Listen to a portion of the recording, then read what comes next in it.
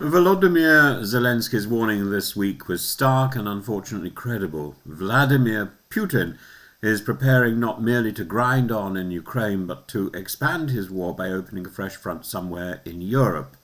And the Ukrainian president is not guessing, he's watching patterns, and Russia is sending drones into Danish, Polish, Romanian, Lithuanian and Finnish airspace, and its MiG-31 fighters have violated Estonia's skies. These are not random provocations. They are deliberate probes designed to test NATO's sensors, command chains and political will. And the West has seen this playbook before. Before the annexation of Crimea, Russian forces rehearsed little green men incursions and cyber attacks. Before the invasion of Georgia in 2008, Moscow staged border incidents. Now, uncrewed aerial vehicles and fighter overflights measure Europe's response times and political cohesion. Denmark has closed airspace repeatedly in recent days. Poland has shot down drones. Estonia has triggered Article 4 consultations. Each test asks a single question: will the alliance hesitate?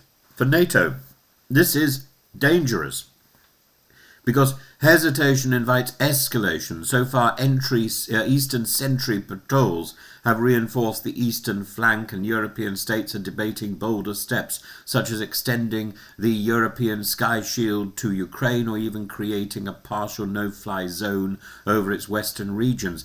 These discussions, unthinkable in 2022, show how Russia's provocations are eroding the psychological barrier against direct action. Warsaw is even changing its laws so Polish forces could shoot down drones over Ukraine without waiting for NATO unanimity. Zelensky's prediction, therefore, is not alarmist.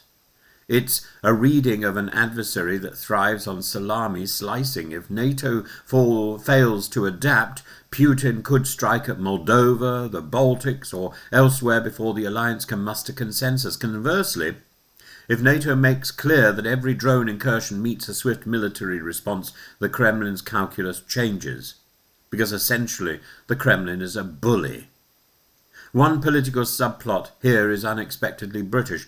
Donald Trump's new, more hawkish line on Ukraine, declaring that Kyiv, backed by NATO and Europe, can fight and win back all of Ukraine, follows months of skepticism. And according to Zelensky's own aide, King Charles III helped shift this. During Trump's recent state visit, Charles framed the war as an historical struggle against tyranny, recalling Anglo-American unity in 2 world wars, and combined with Sir Keir Starmer's blunt private briefings and Zelensky's battlefield data, this apparently nudged Trump away from seed land for peace plans and towards supporting victory. That matters because US tone shapes NATO confidence. If Washington looks resigned, Europe wavers. If Washington signals resolve, even Trump's transactional allies in Eastern Europe feel emboldened to act. Moscow noticed the shift. Within hours, the Kremlin dismissed Trump's remarks as delusion, a sign they stung. And meanwhile, Ukraine itself is not waiting. It has pushed long-range drone strikes deep into Russia, targeting refineries and the energy grid. It now fields Patriots. One ex-Israeli system refurbished by the US is already operating, and plans to retaliate directly if Russia again tries to black out Ukraine during the winter. Kyiv is also inviting partners to train on its air defense lessons, effectively exploiting and exporting hard-won expertise. The bigger picture then is a contest of nerve. Russia is weak enough to probe, but not to fight NATO directly. Ukraine is strong enough to survive, but still needs integrated air defense and political clarity from its allies.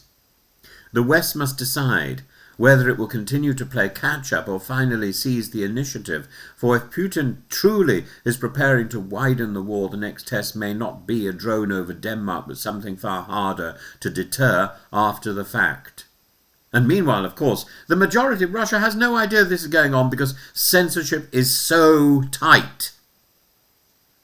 And in this chess game, a curious British move, the quiet, dignified persuasion of a monarch, may have shifted one key piece in American president's resolve, and that may prove more consequential than the Kremlin yet realizes.